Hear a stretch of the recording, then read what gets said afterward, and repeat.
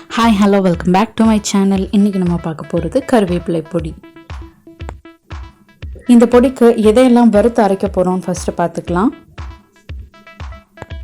நான் மற்ற இன்க்ரீடியண்ட்டெல்லாம் ஒரு கப் அளவில் காட்டுவேன். அந்த கப்பில் 6 கப் அளவு கருவேப்பிலை எடுத்திருக்கேன்.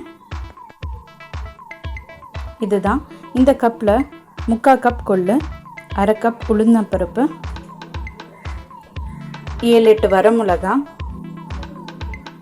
பெருங்காயம்,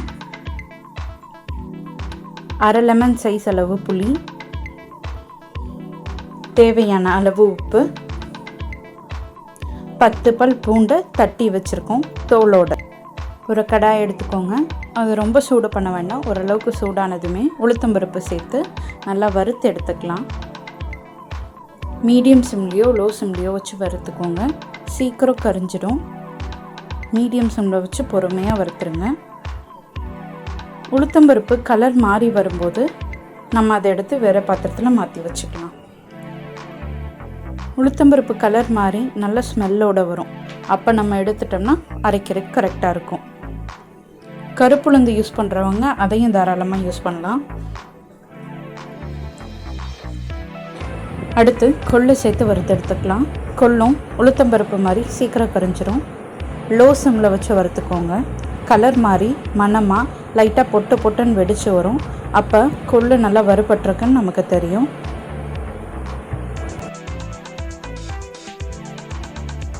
ஏழு 8 வரமிளகாயை சேர்த்து வறுத்துக்கிறேன். கட்டி பெருங்காயத்தில் சின்ன சின்ன துண்டாக ஒரு 7-8 துண்டு சேர்த்துக்கிறேன். பெருங்காயத்தூளும் சேர்த்துக்கலாம். பெருங்காயத்தூள் சேர்த்துறாங்க ஒரு 1/4 ஸ்பூன் அளவு சேர்த்துக்கோங்க. மிளகாய் லைட்டாக கலர் மாதிரி வரும்போது நம்ம அதை வேறு பாத்திரத்தில் மாற்றி வச்சுக்கலாம். இந்த இன்க்ரீடியன்ஸில் நீங்கள் கடலைப்பருப்பும் எள்ளும் கூட சேர்த்து வறுத்து எடுத்து பொடி பண்ணிக்கலாம். 1/2 கப் கடலைப்பருப்பு, 2 ஸ்பூன் எள்ளு சேர்த்து வறுத்துக்கிட்டால் போதும். கடலைப்பருப்பு கலர் மாறி வரும். எள்ளு கொள்ளு மாதிரியே பொட்டுன்னு வெடிக்கும். அப்பயே நமக்கு அது வறுபட்டுருச்சுன்னு தெரியும். அடுத்து தேவையான அளவு உப்பு சேர்த்து அந்த சூட்டில் பரட்டி எடுத்துக்கலாம். உப்பையும் பெருங்காயத்தையும் ரொம்ப சூட்டில் போட்டு கரைக்கிடக்கூடாது. புதுசாக செய்கிறவங்க எல்லா இன்க்ரீடியன்ஸும் வறுத்து எடுத்ததுக்கப்புறம் பேன் சூடாக இருக்கும் இல்லையா, அடுப்பை ஆஃப் பண்ணிட்டு பேன் சூடாக இருக்கும்போது அந்த சூட்டில் பரட்டி எடுத்துக்கலாம். அடுத்து பேனில் ஒரு 2 ஸ்பூன் எண்ணெய் விட்டு நம்ம 10 பல் பூண்டை தோலோடு தட்டி வச்சுருக்கோம்ல, அதை சேர்த்து நல்லா கிறிஸ்பியாக வர்ற வரைக்கும் நல்லா வறுத்துக்கலாம். பேனில்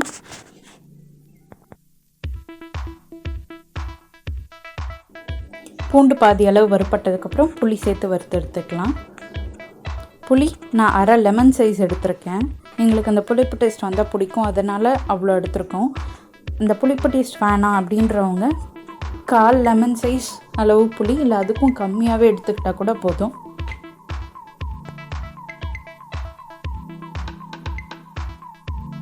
பூண்டு நல்லா கிறிஸ்பியாக வறுப்பட்டு வந்துருச்சு.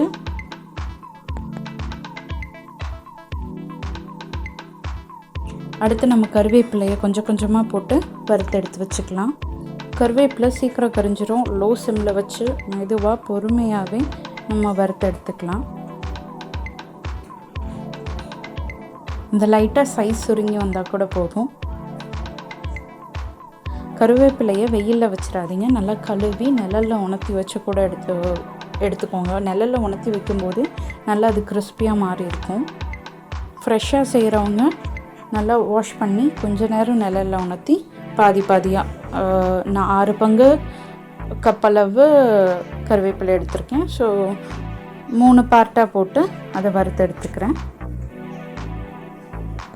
கருவேப்பிலை பெண்களோட கர்ப்பப்பைக்கு ரொம்ப நல்லது. அந்த கருவேப்பிலை சூட்டு பெண்களோட கர்ப்பப்பையை ரொம்ப ஸ்ட்ராங்காக வச்சுருக்கோன்னு சொல்லுவாங்க. அதனால தான் அதுக்கு கருவேப்பிலைன்னே பேர் வந்து தான். இப்போ நம்ம எல்லாத்தையும் போட்டு வறுத்து எடுத்துக்கலாம். மிக்சியில் ஃபஸ்ட்டு கருவேப்பிலை எல்லாத்தையும் போட்டு நல்லா பவுட்ரு பண்ணிவிட்டு அந்த பவுடரோட மற்ற நம்ம வறுத்து வச்சுருக்கதெல்லாம் சேர்த்து நல்லா நைஸாக பொடி பண்ணி எடுத்துக்கலாம்.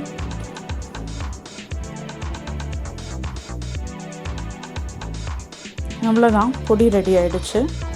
தினமும் சாப்பாடு சூடாக சாப்பிடும்போது முதல் பருக்க இந்த பொடி போட்டு நல்லெண்ணெய் ஊற்றி சாப்பிட்றது ரொம்ப ரொம்ப ரொம்ப நல்லது.